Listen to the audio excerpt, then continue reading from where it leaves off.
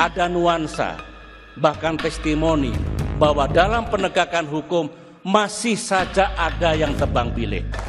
Rakyat juga merasakan, bahkan mengetahui, ada pula intervensi dari pihak-pihak yang tidak berhak. Saya adalah salah satu korban dari The Invisible Group yang bekerja bagaikan mesin penghancur itu. Elit PD minta Gibran serahkan diri ke KPK. Refli mengatakan yang makan dana bansos harus tanggung jawab. Saya sudah ingatkan sejak awal kepada para menteri Kabinet Indonesia Maju, jangan korupsi. Sudah sejak awal. Dan juga terus-menerus saya sampaikan untuk menciptakan sistem yang menutup celah terjadinya korupsi. Ya, sebagai pemimpin tentu pesan-pesan politik, kalau menyampaikan pesan-pesan politik itu lebih jelas pada arah dan sasaran sehingga tidak menjadi kebingungan dalam masyarakat. Saya kira itu jauh lebih penting daripada ya kita menggunakan bahasa-bahasa yang tidak jelas, kemudian juga justru menjadi polemik-polemik baru dan membuat masyarakat menjadi bingung. Saya hanya mohon hukum ditegakkan. Bola sekarang bukan pada saya, bukan di Pak Ma'ruf Amin, bukan di Pak Ahok dan Pak tim pengacaranya, tetapi kepada atau di tangan Polri dan para penegak hukum yang lain. Bola di tangan mereka. Dan kalau ternyata yang menyadap institusi negara, bola di tangan Bapak Presiden Jokowi. Saya tidak harus izin sama beliau. SBY bukan bawahan Jokowi. Partai Demokrat bukan partai koalisinya Pak Jokowi. Kami saling hormat menghormati. Kalau itu keluar dari Ngabalin, hati-hati juga berbicara. Begini, saya tidak mengatakan hambatan ini saya dengan Pak Jokowi, tidak. Tapi ada hambatan dalam berkoalisi. Silahkan ditafsirkan sendiri. Bukan dengan Pak Jokowi. Insya Allah hubungan saya dengan Pak Jokowi akan tetap baik. Beliau presiden kita. Tetapi jangan mensimplifikasi, mereduksi, dan kemudian menggeser persoalan seolah-olah hambatan itu saya dengan Pak Jokowi. Tidak ada. Pak Jokowi, apakah kalau Demokrat berada dalam koalisi, partai-partai koalisi itu bisa menerima kehadiran kami? Beliau menjawab, ya bisa, karena presidennya saya. Tapi itu terus terang merupakan pertanyaan saya, karena melihat realitas hubungan Ibu Megawati dengan saya belum pulih. Jadi masih ada jarak, masih ada hambatan di situ. Tapi saya pikir karena yang mengajak Pak Jokowi, dan kalau Demokrat berada di dalam untuk kebaikan, why not? Itu kan isu pengadilan, itu isunya di pengadilan loh, ya. Dan yang bicara itu kan pengacara, ya kan? Nah, kok barangnya digiring ke saya? Siapa yang berkhianat, konteksnya artinya mengambil ini, siapa yang berkhianat, dia akan datang di hari kemudian membawa apa yang dikhianatinya. Nah, sebenarnya korupsi itu pengkhianatan. Karena seorang diberi amanah, pelihara ini, gunakan ini pada tempatnya dan sebagainya, dia mengambilnya tidak menggunakannya, dia berkhianat. Nah, di situ dikatakan, itu di surat Ali Imran, di situ dikatakan siapa yang berkhianat, ghulul, ghalla, itu dia akan datang membawa apa yang diambilnya. Nabi mengilustrasikan ada orang yang berkhianat, diberi amanat untuk memelihara kambing, diambilnya satu, dia akan datang hari kemudian menggendong kambingnya, diambilnya apapun. Bahkan itu ada riwayat yang menyatakan bahwa orang yang korupsi itu, yang berkhianat itu diminta untuk mengembalikan di hari kemudian apa yang diambilnya itu. Orang itu berkata, oh sudah hilang wahai Tuhan. Dikatakan, coba lihat itu di bawah ada barangkali di sana. Maka dia lihat di bawah apa yang pernah dikorupsinya. Dia disuruh turun, ambil. Maka turunlah dia untuk mengambilnya. Lalu diangkat dengan sangat berat.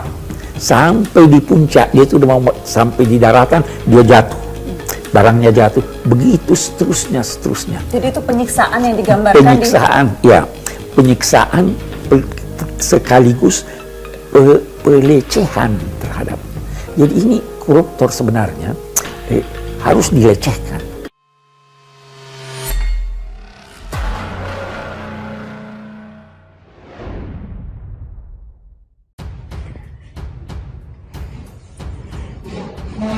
Elit PD minta Gibran serahkan diri ke KPK. Refli mengatakan yang makan dana bansos harus tanggung jawab. Pakar Hukum Tata Negara Refli Harun mengomentari pernyataan elit Partai Demokrat Benediktus Kabur Harman yang meminta putra sulung Presiden Jokowi Gibran Raka Buming Raka menyerahkan diri ke KPK. Melalui akun Twitternya, anggota Komisi 3 DPR RI yang akrab disapa Beni Kaharman itu mendorong KPK benar-benar menjalankan tugasnya dengan baik sebagai respon beredarnya kabar dugaan keterlibatan lingkaran istana dan elit partai politik di kasus rupiah bansos. Demi menjaga nama baik istana dan citra Presiden Jokowi, segeralah KPK ambil langkah, panggil dan periksa. Jangan ada ewuh-pekewuh. Bila perlu, istana fasilitasi KPK untuk segera periksa. Lebih baik lagi jika yang bersangkutan serahkan diri ke KPK untuk diperiksa. Menanggapi hal tersebut, Refli Harun pertama-tama mengaku khawatir karena belakangan siapapun yang mengkritik pemerintah kerap distigmatisasi dengan sebutan tertentu. Dia khawatir memang bangsa ini agak sakit jadinya karena siapapun yang ingin mengkritik pemerintah yang kemudian ingin negara ini baik itu selalu dicap sebagai kelompok intoleran, radikal, kawanan kadrun, dan seolah-olah stigmatisasi itu tidak bisa dilepaskan. Dikutip dari kanal YouTube Refli Harun pada Selasa 22 Desember, padahal menurut Refli Harun seharusnya sebagai warga negara demokrasi rakyat harus bisa bersifat objektif. Dia selalu memegang prinsip sejak dulu yaitu siapapun yang salah harus segera diperiksa. Tidak peduli apakah dia itu seorang pembesar negeri, anak pembesar negeri, atau siapapun, yang penting adalah jenis kejahatan korupsinya. Refli Harun menegaskan jangan sampai kasus ini hanya diabaikan oleh KPK karena siapapun yang menikmati dana itu atas penderitaan rakyat yang terdampak pandemik harus bertanggung jawab. Jadi jangan sampai ini tidak diselidiki lebih lanjut. Prinsipnya adalah siapapun yang salah, siapapun yang terlibat, dan siapapun yang memakan dana bansos ini harus bertanggung jawab, apalagi dana yang dikorupsi itu luar biasa besarnya. Tidak hanya mengalir kepada Juliari, tetapi juga mengalir ke elit-elit politik lainnya.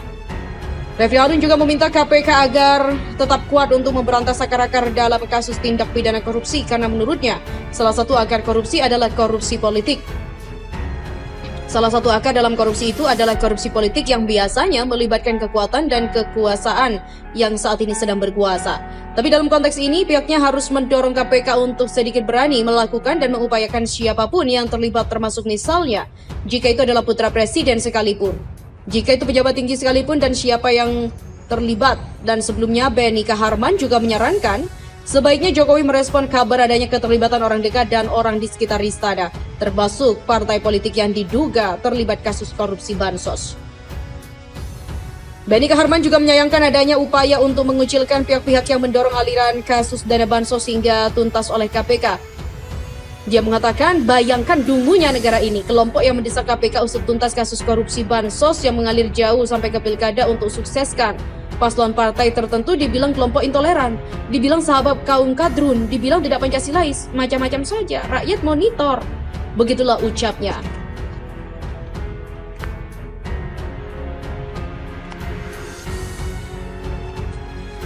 Sakit hati, dituduh. SBY ingatkan Jokowi, Bapak suatu saat juga akan jadi rakyat biasa, nggak punya power. Mantan Presiden Susilo Bambang Yudhoyono akan bicara soal namanya yang dituduh sebagai dalang demo RUU Cipta Kerja. Ayah kandung Ketua Umum Partai Demokrat Agus Harimurti Yudhoyono itu menjawab tudingan miring pada dirinya lewat sebuah video. Hal ini seperti dikutip dari akun YouTube Susilo Bambang Yudhoyono yang mengunggah sebuah video pada 12 Oktober lalu. Dalam acara Ngobrol Santai bersama Susilo Bambang Yudhoyono pada Minggu 11 Oktober, mantan Ketua Umum Partai Demokrat itu menjawab tuduhan dirinya dalang demo penolakan RUU Cipta Kerja. Saya ini orang tua ya, pernah berjuang sebagai prajurit 30 tahun. Pernah juga berada di pemerintahan 15 tahun. Juga mengertilah pemerintahan itu menghadapi banyak masalah.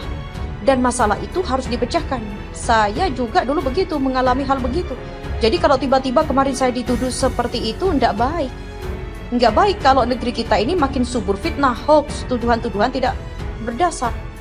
Andai kata saya ini punya kemampuan menggerakkan gerakan massa yang begitu luas di tanah air kemarin, andai kata saya punya uang dan tentu uang itu banyak dengan menggerakkan aksi-aksi seperti itu, saya juga nggak punya niat, tidak terpikir untuk melakukan sesuatu yang menurut saya tidak tepat saya lakukan. Dan begini, memfitnah itu kan sebenarnya menuduh seseorang, saya dalam hal ini yang tidak mengandungi kebenaran. Saya menjadi korban dan jangan lupa kemarin elemen masyarakat yang melakukan unjuk rasa di mana-mana. Kalau itu dianggap ditunggangi oleh orang seperti saya, digerakkan, dikasih uang, mereka juga terhina loh. Merasa dihina dan apalagi memfitnah itu kan mempermainkan kebenaran. Begitulah kata Susilo Bambang Yudhoyono. Rupanya tak cuma sekali, SBY mengaku juga pernah dituding menjadi dalang keonaran aksi 411 di Jakarta beberapa waktu lalu. Bahkan saat bertemu langsung dengan Presiden Jokowi, SBY mengungkapkan rasa sakit hatinya atas tuduhan itu. SBY menyebut bahwa ada orang yang ingin memfitnahnya dengan menjatuhkan nama baiknya demi mendapatkan kredit dari Presiden Jokowi. Segera setelah saya dapat berita itu, saya datangi loh Pak Wiranto waktu itu sebagai Menko Polhukam. Apa benar Pak Wiranto? Karena saya dengan Pak Wiranto dulu pernah bekerja sama di awal-awal reformasi dengan niat yang baik untuk melakukan pembenahan koreksi apa yang terjadi di jajaran TNI. Jadi saya pelihara hubungan baik saya juga dengan Pak Wiranto. Saya tanyakan apa betul Pak Wiranto membenarkan memang ada seperti itu sampai ke Presiden. Saya datangi Pak Yusuf Kala karena dulu bersama-sama 5 tahun mengemban tugas negara. Pak JK, apa ada berita seperti ini? Dan Pak JK juga membenarkan. Tentu tidak etis kalau saya bertanya Pak Jokowi percaya nggak ya? Kayak gitu dengan itu semua. Jadi sampailah begini, saya punya kesempatan ada pertemuan dengan beliau. Pak Jokowi ingat saya tahun 2017, itu kesempatan yang baik bagi saya untuk tabayun, klarifikasi. Saya tanya apakah benar ada berita seperti itu. Pak Jokowi dengan hati-hati menjawab waktu itu, kita tidak semudah itu Pak SBY, percaya. Tapi saya sudah mengerti kok semuanya. Terus saya sampaikan, ini perlu saya sampaikan kepada saudara-saudara saya, rakyat Indonesia. Saya sampaikan kepada beliau, Presiden kita Pak Jokowi. Saya ini pernah memimpin negara seperti Bapak sekarang ini, ingin berbuat sesuatu yang baik supaya negara kita baik. Nah, kalau saya dituduh ingin merusak negara, ingin mengganggu negara, sedih loh Pak. Saya sakit hati. Bapak suatu saat juga akan seperti saya, kembali ke masyarakat luas. Sudah seperti rakyat biasa, nggak punya power, nggak punya kekuasaan. Kemudian dituduh seperti itu. Sakit, mudah-mudahan Bapak tidak. Nah, itulah yang saya sampaikan dulu agar selesai urusan ini. Dan saya ingin menganggap itu selesai. Tapi saya belajar dari kehidupan ini. Dan selalu ada orang yang ingin mendapat kekuasaan, mendapatkan kredit dengan cara yang menurut saya tidak bagus. Nah, saya salah satu korbannya. Mudah-mudahan tidak terjadi lagi nanti di masa depan. Begitulah kata SBY.